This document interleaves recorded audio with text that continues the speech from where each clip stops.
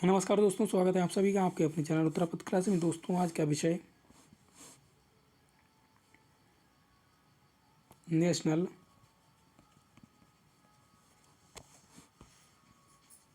Education policy 2020 पर चर्चा करेंगे। दोस्तों, ये क्लास KBS PRT को देखकर बनाई जा रही है। क्लास महत्वपूर्ण होगी, पॉइंट टू पॉइंट चर्चा करेंगे। तो दोस्तों, बात करते हैं। और दोस्तों, अगर अभी तक चैनल को सब्सक्राइब नहीं किया तो सब्सक्राइब कर लें, बेल आइकन को प्रेस कर लें। और क्लास अच्छी लगे तो अपना कमेंट्स करें और बताएं क्लास कैसी लगी। तो चलिए बात करते हैं दोस्तों, क्या है नई शिक्षा नीति और क्या कहा गया है। पिछली नीतियां पहले देखेंगे। शिक्षा पर पिछली नीतियां पर का जोर मुख्य रूप से शिक्षा तक पहुंच के मुद्दे पर था। 1986 की राष्ट्रीय शिक्षा नीति, जिसे 1992 NEP 1986 और 92 में संशोधित किया गया था, के अधूरे काम को इस नीति के आधार पर पूरा करने का भरपूर प्रयास किया गया है। 1986-92 की पिछली नीति के बाद से एक बड़ा कदम निःशुल्क और अनिवार्य शिक्षा अधिनियम 2009 रहा है, जिसने सार्वभौमिक प्रारंभिक शिक्षा सुलभ कराने हेतु कानूनी आधार उपलब्ध करवाया है। इस नीति के आधार का सिद्धांत क्या है, तो इसकी बात करते हैं। शैक्षिक प्रणाली का उद्देश्य अच्छे इंसानों का विकास करना हो, जो तर्क संगत विचार और कार्य करने में सक्षम हो, जिसमें करुणा और सहानुभूति, साहस और लचीलापन, वैज्ञानिक चिंतन और रचनात्मक कल्पना शक्ति, नैतिक मूल्य और आधार हो। इसका उद्देश्य ऐसे उत्पादक लोगों को तैयार करना है जो कि अपने संविधान द्वारा परिकल्पित समावेशी और बहुलतावादी समाज के निर्णय में बेहतर तरीके से योगदान करें। इसके बाद एक अच्छी शैक्षणिक संस्था वह है जिसमें प्रत्येक छात्र का स्वागत किया जाए या किया जाता हो, उसकी देखभाल की जाती हो, जहाँ पर सुरक्षित और प्रेरणादायक शिक्षण वातावरण मौजूद होता हो, और जहाँ सभी के लिए विविध प्रकार के अनुभव उपलब्ध कराए जाते हों, और जहाँ सीखने के लिए अच्छे बुनियादी ढांचे और उपयुक्त संसाधन उपलब्ध हैं। यह सब हासिल करना प्रत्येक शिक्षा संस्थान का लक्ष्य होना चाहिए। तथापि साथ ही विभिन्न संस्थाओं के बीच और शिक्षा के हर स्तर पर परस्पर सहज जुड़ाव और समन्वय आवश्यक है। मूलभूत सिद्धांत जो बड़े स्तर पर शिक्षा प्रणाली और साथ ही व्यक्तिगत संस्थाओं दोनों का मार्गदर्शन करेंगे। ये है हर बच्चे की विशिष्ट क्षमताओं की स्वीकृति, पहचान और उनके विकास हेतु प्रयास करना होता है। शिक्षकों और अभिभावकों को इन क्षमताओं के प्रति संवेदनशील बनाना, जिससे वे बच्चे की अकादमिक और अन्य क्षमताओं में उसके सर्वांगीण विकास पर भी पूरा ध्यान दें। बुनियादी साक्षरता और संख्या ज्ञान को सर्वाधिक प्राथमिकता देना, जिससे सभी बच्चे कक्षा 3 तक साक्षरता और संख्या ज्ञान जैसे सीखने के मूलभूत कौशलों को हासिल कर सकें। लचीलापन क्या होगा, ताकि शिक्षार्थियों में उनके सीखने के तौर तरीके और कार्यक्रमों को चुनने की क्षमता हो, और इस तरह वे प्रतिभा और रुचियों के अनुसार जीवन में अपना रास्ता चुन सकें। कला और विज्ञान के बीच पाठ्यक्रम और पाठ्योत्तर गतिविधियों के बीच व्यावसायिक और शैक्षणिक धाराओं आदि के बीच कोई स्पष्ट अलगाव न हो, जिससे ज्ञान क्षेत्रों के बीच हानिकारक उच्च और नीच, परस्पर दूरी एवं असंबद्धता को दूर किया जा सके। सभी ज्ञान की एकता और अखंडता को सुनिश्चित करने के लिए एक बहुविषयक दुनिया के लिए विज्ञान हो। सामाजिक विज्ञान, कला और मानविकी और खेल के बीच बहुविषयक मल्टी डिसिप्लिनरी और समग्र शिक्षा का विकास होना चाहिए। अवधारणात्मक समझ पर जोर देना, ना कि रटत पद्धति और केवल परीक्षा के लिए पढ़ाई हो। इसके बाद रचनात्मकता और तार्किक सोच, तार्किक निर्णय लेने और नवाचार को प्रोत्साहित करना या करने के लिए होना चाहिए। नैतिकता, मानवीय और संवैधानिक मूल्य जैसे सहानुभूति, दूसरों के लिए सम्मान, स्वच्छता, शिष्टाचार, लोकतांत्रिक भावना, सेवा की भावना, सार्वजनिक संपत्ति के लिए सम्मान, वैज्ञानिक चिंतन, स्वतंत्रता, जिम्मेदारी, बहुलतावादी, समानता और न्याय का होना जरूरी है। बहुभाषिकता और अध्यापन के कार्य में भाषा की शक्ति को प्रोत्साहन करना और जीवन कौशल जैसे आपसी संवाद, सहयोग और सामूहिक कार्य और लचीलापन होना आवश्यक है। सीखने के लिए सतत मूल्यांकन पर जोर देना और इसके बजाय कि साल के अंत में होने वाली परीक्षा को केंद्र में रखकर शिक्षण हो, जिससे कि आज की कोचिंग संस्कृति को ही बढ़ावा मिलता है। तकनीकी के यथासंभव उपयोग पर जोर देना, अध्ययन अध्यापन कार्य में भाषा संबंधी बाधाओं को दूर करने में, दिव्यांग बच्चों के लिए शिक्षा को सुलभ बनाने में और शैक्षणिक नियोजन और प्रबंधन में भी इसका सहयोग होना जरूरी है। सभी पाठ्यक्रम, शिक्षण शास्त्र और नीति में स्थानीय संदर्भ की विविधता और स्थानीय परिवेश के लिए एक सम्मान हमेशा ध्यान में रखते हुए शिक्षा एक समवर्ती विषय है। सभी शैक्षणिक निर्णयों की आधारशिला के रूप में पूर्ण समता और समावेशन, साथ ही शिक्षा को लोगों की पहुंच और सामर्थ्य के दायरे में रखना यह सुनिश्चित करने के लिए है कि सभी छात्र शिक्षा प्रणाली में सफलता हासिल कर सकें। स्कूली शिक्षा से उच्चतर शिक्षा तक सभी स्तरों के शिक्षा पाठ्यक्रम में तालमेल और प्रारंभिक वाली अवस्था देखभाल तथा शिक्षा से होना चाहिए। शिक्षकों और संकाय को सीखने की प्रक्रिया का केंद्र मानना और उनकी भर्ती और तैयारी की उत्कृष्ट व्यवस्था, निरंतर व्यावसायिक विकास और सकारात्मक कार्य वातावरण और सेवा की स्थिति भी होना चाहिए। शैक्षणिक प्रणाली की अखंडता और पारदर्शिता और संसाधन कुशलता, ऑडिट और सार्वजनिक प्रकटीकरण के माध्यम से सुनिश्चित करने के लिए हल्का लेकिन प्रभावी नियामन ढांचा, साथ ही साथ स्वायत्तता, सुशासन और सशक्तिकरण के माध्यम से नवाचार और आउट ऑफ बॉक्स विचारों को प्रोत्साहित या प्रोत्साहन करना।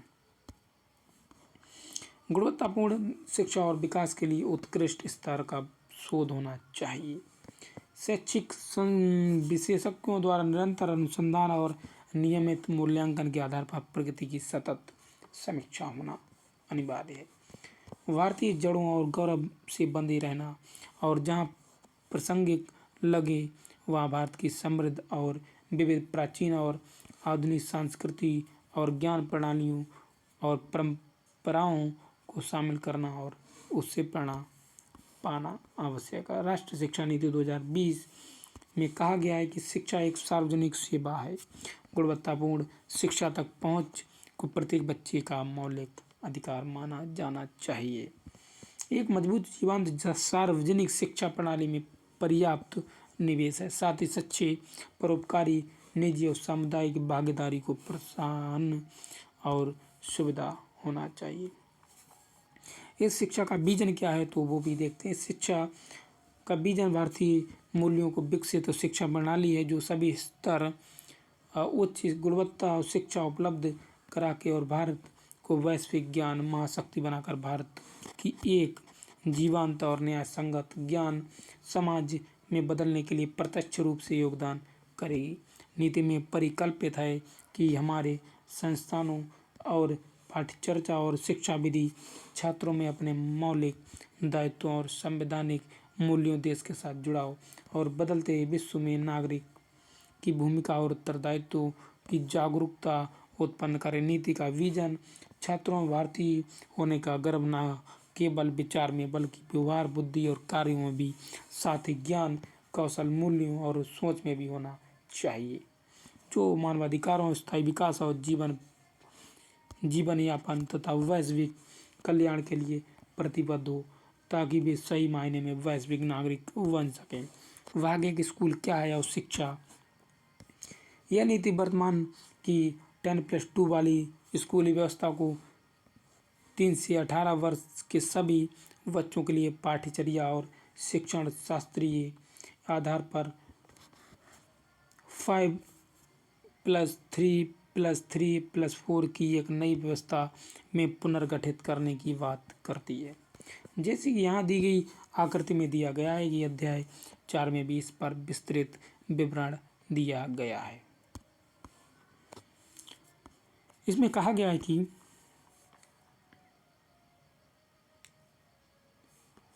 जो 3 साल का बच्चा होगा वो आंगनवाड़ी या प्री स्कूल बालवाड़ी में पढ़ेगा, जिसे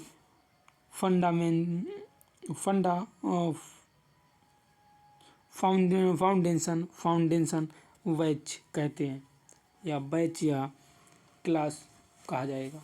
और इसके साथ में ही 2 साल बच्चा क्लास 1 और 2 में रहेगा, जिसकी एज होगी 6 से 18।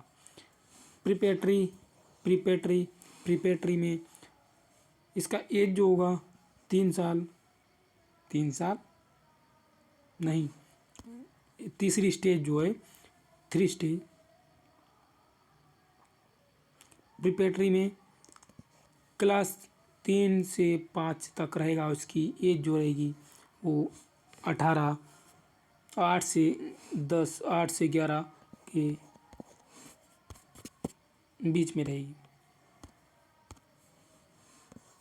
इसके बाद 6 to 8 यानी कि इसकी एज होगी 11 से 14, और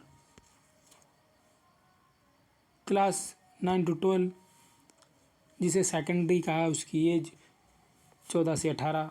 मिडिल वाला तो ये जिसमें 6 से 8 ये मिडिल रहेगा, 3 से 5 प्रीपेटरी, 9 से 12 सेकेंडरी, और फाउंडेशनल ये 1 से 2, और आंगनवाड़ी जिसे बालवाड़ी कहा जाता है।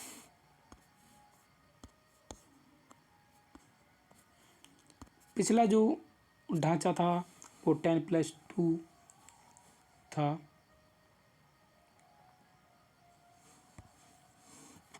लेकिन अब और नई शिक्षा नीति के अंतर्गत इस ढांचे को दिया गया और दिखाया गया, ये नीति रखी गई है। थ्योरी में वर्तमान में 3 से 6 वर्ष की उम्र में बच्चे 10+2 वाले ढांचे में शामिल नहीं है, क्योंकि 6 वर्ष के बच्चों को कक्षा 1 में प्रवेश दिया जाता है। नई शिक्षा नीति है 5+3+3+4 ढांचे में भी 3 वर्ष के बच्चों को शामिल कर प्रारंभिक वाली अवस्था देखभाल और शिक्षा ICCIE की एक मजबूत बुनियाद को शामिल किया गया है, जिससे आगे चलकर बच्चों का विकास बेहतर हो, बेहतर उपलब्धि हासिल कर सकें। प्रारंभिक वाली अवस्था देखभाल और शिक्षा सीखने की नींव कहा गया है, तो एक एक थ्योरी को इसी पढ़ते हुए चलेंगे। बच्चों के मानसिक मस्तिष्क का 85% विकास 6 वर्ष की अवस्था से पूर्व ही हो जाता है। बच्चों के मस्तिष्क के उचित विकास और शारीरिक वृद्धि को सुनिश्चित करने के लिए उसके प्रारंभिक और आरंभिक जिसे कहते हैं 6 वर्षों को महत्वपूर्ण माना जाता है। वर्तमान समय में विशेष रूप से सामाजिक आर्थिक रूप से वंचित पृष्ठभूमि के करोड़ों बच्चों के लिए गुणवत्तापूर्ण प्रारंभिक वाली अवस्था देखभाल और शिक्षा उपलब्ध नहीं है, इसलिए CCE में निवेश करने से इसकी पहुंच देश के सभी बच्चों तक हो सकती है, जिससे सभी बच्चों को शैक्षिक प्रणाली में भी भाग लेने और तरक्की करने के समान अवसर मिल सकेंगे। ECC संभवतः समता स्थापित करने में और सबसे शक्तिशाली माध्यम हो सकता है। प्रारंभिक वाली अवस्था विकास देखभाल के लिए गुणवत्तापूर्ण शिक्षा को सार्वभौमिक प्रावधान को जल्द से जल्द निश्चय ही वर्ष 2030 से पूर्व उपलब्ध किया जाना चाहिए, ताकि ये सुनिश्चित किया जा सके कि पहली कक्षा में प्रवेश पाने वाले सभी बच्चों और स्कूली शिक्षा के लिए पूरी तरह से तैयार हो।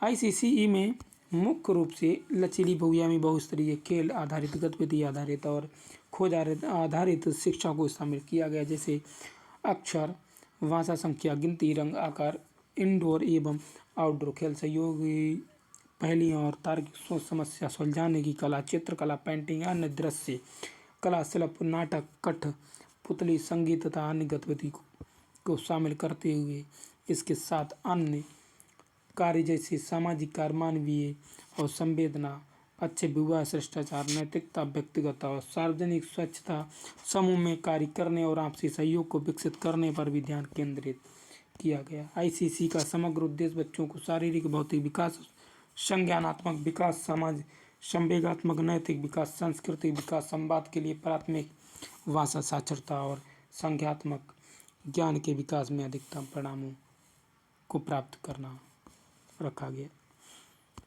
एनसीईआरटी द्वारा 8 वर्ष की आयु तक सभी बच्चों के लिए 2 भागों में प्रारंभिक बाल्य अवस्था की शिक्षा के लिए एक उत्कृष्ट पाठ्यक्रम और शैक्षणिक ढांचा NCPF-ECC विकसित किया जाएगा।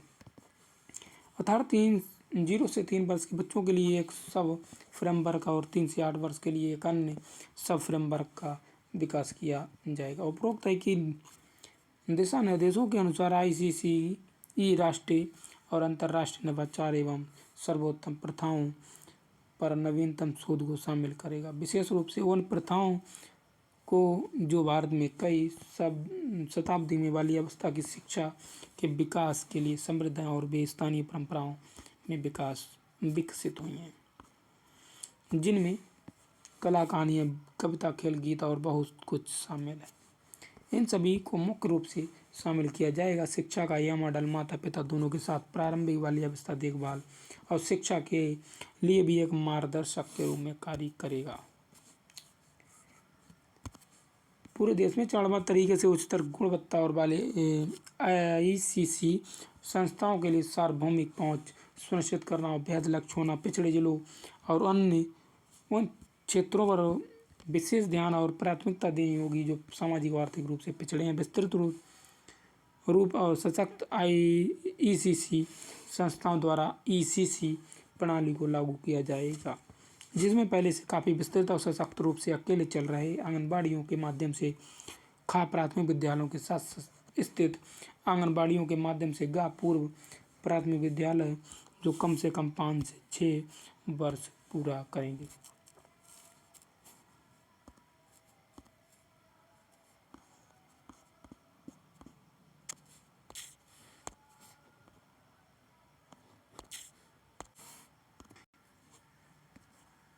ड्रॉप आउट बच्चों की संख्या कम करना और सभी स्तरों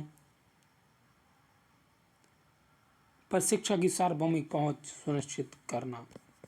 स्कूली शिक्षा प्रणाली के प्राथमिक लक्ष्यों में हमें सुनिश्चित करना है कि बच्चों का स्कूल में नामांकन हो और उन्हें नियमित रूप से विद्यालय भेजा जाए। और सर्व शिक्षा अभियान अब समग्र शिक्षा और शिक्षा का अधिकार अधिनियम जैसे पहले के माध्यम से भारत ने हाल के वर्षों में प्राथमिक शिक्षा के लगभग सभी बच्चों का नामांकन प्राप्त करने और उल्लेखनीय प्रगति की है। हालांकि बाद में आंकड़े जो हैं बच्चों की स्कूली व्यवस्था में ठहराव संबंधी कुछ गंभीर मुद्दों की ओर इशारा करते हैं।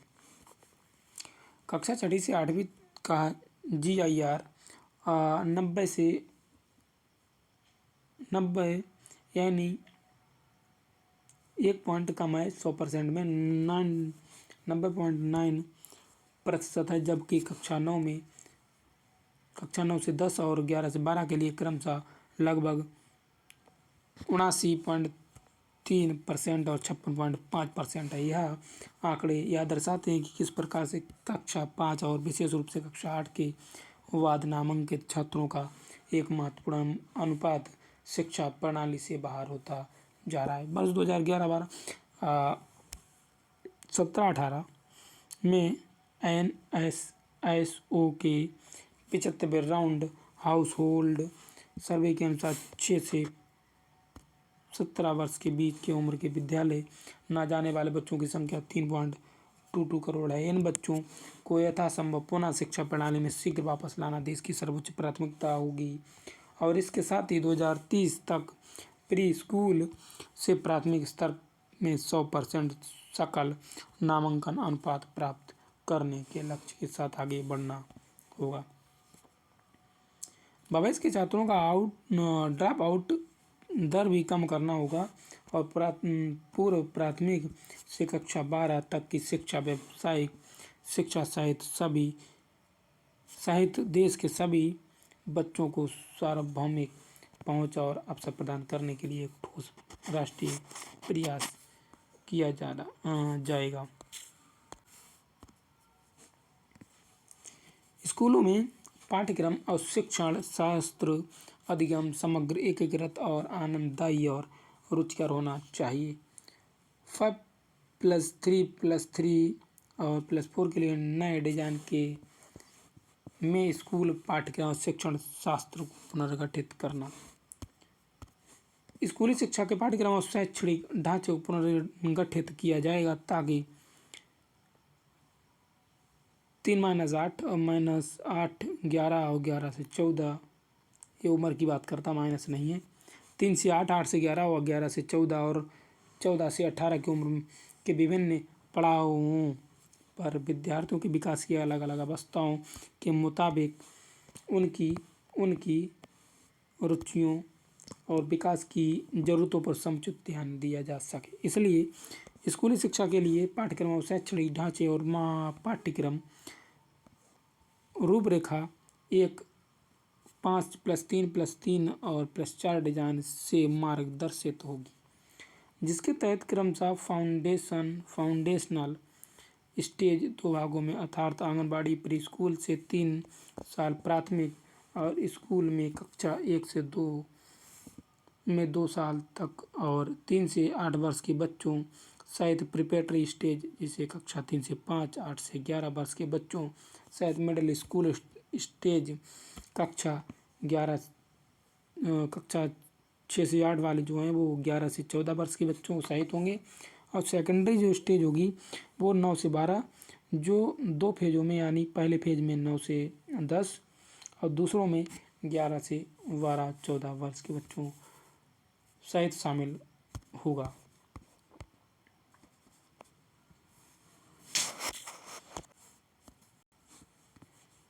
प्रस्तावित राष्ट्रीय आकलन केंद्र NCERT और NICERT के मार्गदर्शन में राज्यों और केंद्र शासित प्रदेशों द्वारा सभी विद्यार्थियों के स्कूल आधारित आकलन के आधार पर तैयार होने वाले और अभिभावकों को दिए जाने वाले प्रगति कार्ड को पूरी तरह से नया स्वरूप दिया जाएगा। यह प्रगति कार्ड एक समग्र 360 डिग्री एक बहुआयामी कार्ड होगा, जिसमें प्रत्येक विद्यार्थियों के संज्ञानात्मक, भावात्मक और साइकोमोटर डोमेन में विकास का बारीकी से किए गए विश्लेषण का विस्तृत विवरण विद्यार्थियों की विशिष्टताओं समेत दिया जाएगा।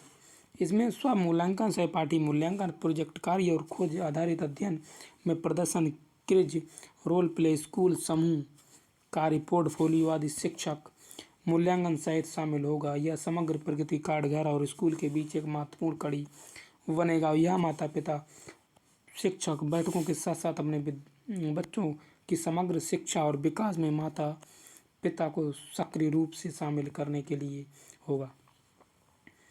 इस प्रगति कार्ड के द्वारा शिक्षकों और माता पिता को बच्चों के बारे में महत्वपूर्ण जानकारी भी मिलेगी, जिससे कक्षा से बाहर विद्यार्थियों को मदद उपलब्ध कराई जा सकेगी। छात्रों द्वारा AI आधारित सॉफ्टवेयर का विकास और उपयोग माता पिता, छात्रों और शिक्षकों विकास को ट्रैकर करने में मदद करने के लिए किया जा सकता है, ताकि छात्रों को उनके सामर्थ्य रुचि के लिए फोकस किए आवश्यक क्षेत्रों के बारे में बहुमूल्य जानकारी प्रदान की जा सके, जिससे उन्हें इष्टतम करियर विकल्प बनाने में मदद मिल सके। बोर्ड परीक्षा और प्रवेश परीक्षा सहित जो माध्यमिक स्कूल परीक्षाओं की वर्तमान प्रगति और परिणाम स्वरूप आज की कोचिंग सांस्कृतिक विकास के रूप में प्राथमिक विद्यालय स्तर पर बहुत नुकसान कर रही है। इनके चलते विद्यार्थी अपना कीमती समय समर्थक अधिगम की बजाय परीक्षाओं की तैयारी और अत्यधिक परीक्षा को करने में खर्च कर रहे हैं और परीक्षाएं विद्यार्थियों को चुनाव के विकल्पों में एक लचीलापन है, जो कि भविष्य की व्यक्ति केंद्रित शिक्षा प्रणाली में बहुत महत्वपूर्ण होगा। देने की बजाय उन्हें किसी खास स्ट्रीम में बेहद संकुचित दायरे में तैयारी करने के लिए मजबूत करती है। ये तो ना भर्ती पद स्थापन बीएड के बारे में इसमें पढ़ा। उत्कृष्ट विद्यार्थियों की ही विशेषकर ग्रामीण क्षेत्रों में शिक्षण पेशे में प्रवेश कर पाए, यह सुनिश्चित करने के लिए एक उत्कृष्ट 4 वर्षीय एकीकृत बीएड कार्यक्रम में अध्ययन करने के लिए बड़ी संख्या में मेरिट आधारित छात्रवृत्ति देश भर में स्थापित की जाएगी और ग्रामीण क्षेत्र में कुछ विशेष मेरिट आधारित छात्रवृत्ति को स्थापित किया जाएगा, जिसके तहत 4 वर्षीय बीएड डिग्री सफलतापूर्वक पूरा करने के बाद स्थानीय इलाके में निश्चित रोजगार भी शामिल होगा। इस प्रकार की छात्रवृत्ति स्थानीय विद्यार्थियों को, विशेषकर छात्रों के लिए स्थानीय नौकरियों के अवसर प्रदान करेगी, जिससे कि यह विद्यार्थी स्थानीय क्षेत्र के रोल मॉडल के रूप में एक उच्चतर योग्य शिक्षकों के रूप में सेवा कर सकें, स्थानीय भाषा बोलते हो। उत्कृष्ट शिक्षकों के लिए ग्रामीण क्षेत्रों में शिक्षण कार्य करने के लिए प्रोत्साहन प्रदान किया जाएगा, विशेष रूप से ऐसे क्षेत्रों में जो वर्तमान में सबसे ज़्यादा शिक्षक की कमी का सामना कर रहे हैं और उत्कृष्ट शिक्षकों की सबसे बड़ी ज़रूरत है। ग्रामीण स्कूल में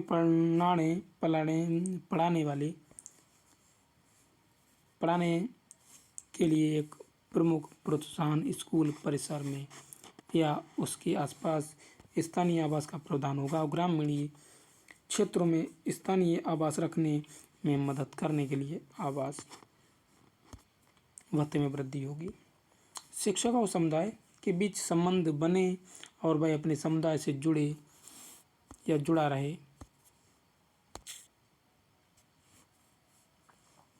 जिससे विद्यार्थियों को रोल मॉडल और शैक्षिक वातावरण मिल सके।